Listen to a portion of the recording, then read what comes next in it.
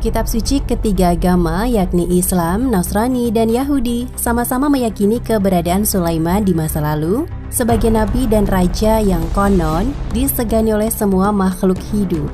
Tak hanya manusia sebagai rakyatnya, bahkan binatang, tumbuhan, dan angin pun tunduk kepada Nabi Sulaiman seperti yang tercantum dalam kitab suci itu.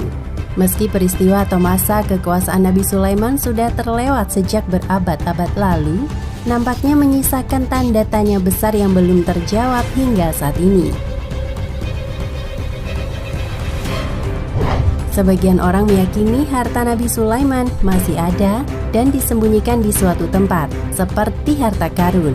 Seperti yang tercatat dalam sebuah kitab suci bernama Tawarikh 2 yang di dalamnya tertulis, sekarang berat emas yang datang ke Salomon dalam 1 tahun adalah 636 talenta emas. Selain itu ia memiliki pedagang, dan dari pedagang perdagangan rempah-rempah, dan dari semua raja-raja Arab dan dari para gubernur negara.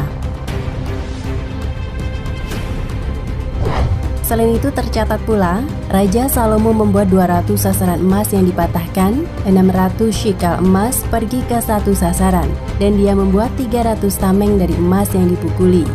3 paun emas pergi dari satu perisai, dan Raja menempatkan mereka di rumah hutan Lebanon. Selain itu Raja membuat tahta besar dari gading dan melapisinya dengan emas terbaik. Dan semua bejana minuman Raja Salomo adalah emas, dan semua bejana rumah hutan Lebanon adalah dari emas murni. Tidak ada perak, itu tidak ada yang dicatat pada zaman Salomo. Jadi Raja Salomo melebihi semua raja di bumi untuk kekayaan dan kebijaksanaan. Kekayaan Salomo atau Nabi Sulaiman telah membuat banyak orang percaya bahwa ada harta karun besar yang disembunyikan di suatu tempat dan menunggu untuk ditemukan. Namun apakah isi dari harta karun itu agak tidak pasti dan dapat berkisar antara benda-benda emas dan perak hingga artefak yang lama didambakan perjanjian. Dalam sebuah teks Ibrani yang disebut Risalah Vesel yang diterjemahkan ke dalam bahasa Inggris sekitar 2 tahun lalu, harta Salomon meliputi tabut perjanjian, tabernakel, alat musik emas, jubah imam besar. Objek lain yang mungkin dari harta karun Sulaiman dapat ditemukan dalam banyak legenda yang menyelimuti kisah dari raja ini. Salah satu legenda seperti itu berbicara tentang Salomo yang memiliki cincin materai di mana nama Allah diukir. Dan cincin ajaib ini, Salomo mampu memerintahkan iblis untuk melakukan perintahnya. Lalu banyak dugaan di mana beberapa peninggalan dan jejak Sulaiman ada di Yerusalem.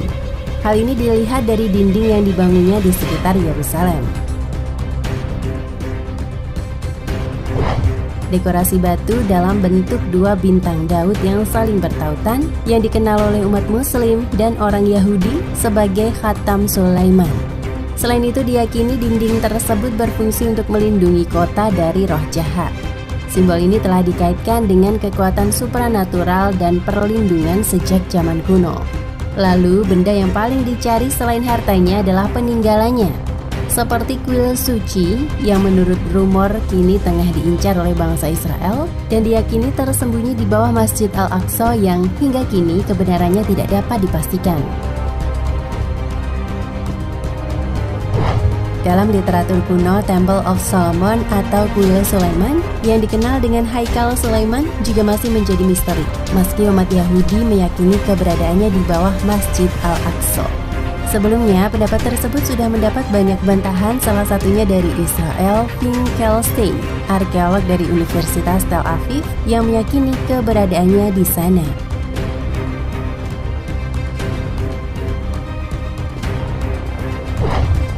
Keberadaan tongkat Nabi Musa alaihi salam. Tongkat Nabi Musa alaihi salam merupakan salah satu mukjizat yang diberikan Allah Subhanahu wa taala sebagai penguat kenabian dan kerasulan. Di manakah keberadaan tongkat itu sekarang?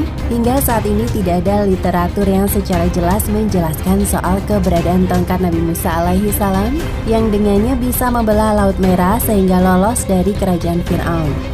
Melalui tongkat itu juga Nabi Musa beberapa kali menunjukkan mukjizat atas kuasa Allah Subhanahu wa taala.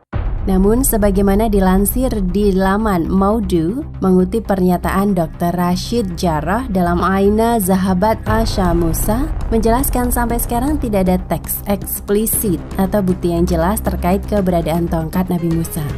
Salah satu peneliti menunjukkan bahwa tongkat Nabi Musa dibakar ketika Musa membakar anak sapi orang Samaria. Sebagaimana klaim peneliti tersebut, orang Samaria telah memanfaatkan tongkat Musa untuk menyebarkan jiwa di dalam anak sapi. Karena khasiatnya yang ajaib, hal ini mendorong banyak orang untuk mempercayai orang Samaria dan menyembah anak lembu. Nabi Musa sendiri menggunakan tongkat tersebut dalam kehidupan sehari-harinya. Dan tongkat itu juga memiliki mukjizat tersendiri. Misalnya Nabi Musa biasa bersandar pada tongkatnya saat melakukan perjalanan, bepergian, dan mengembara. Tongkat itu juga digunakan untuk berjalan dan dapat berdiri tegak sehingga Nabi Musa bisa berdiri di atasnya. Tongkat tersebut juga untuk mengetuk cabang-cabang pohon agar jatuh daun-daunnya untuk kemudian dimakan para domba gembalaannya. Tongkat ini memiliki 2 kepala cabang yang dipakai untuk menggantung busur dan anak panah. Pada malam hari, kedua kepala tongkat itu akan menyala seperti lampu. Beberapa manfaat lain dari tongkat Nabi Musa ialah tongkat itu membantu beliau untuk bisa minum air dari sumur yang dalam. Tongkat ditancap ke tanah dan bertahan lama sampai keluar air dari sumur yang dalam itu. Kepala tongkat itu kemudian berubah menjadi seperti ember. Lalu Nabi Musa mengisinya dan meminum airnya.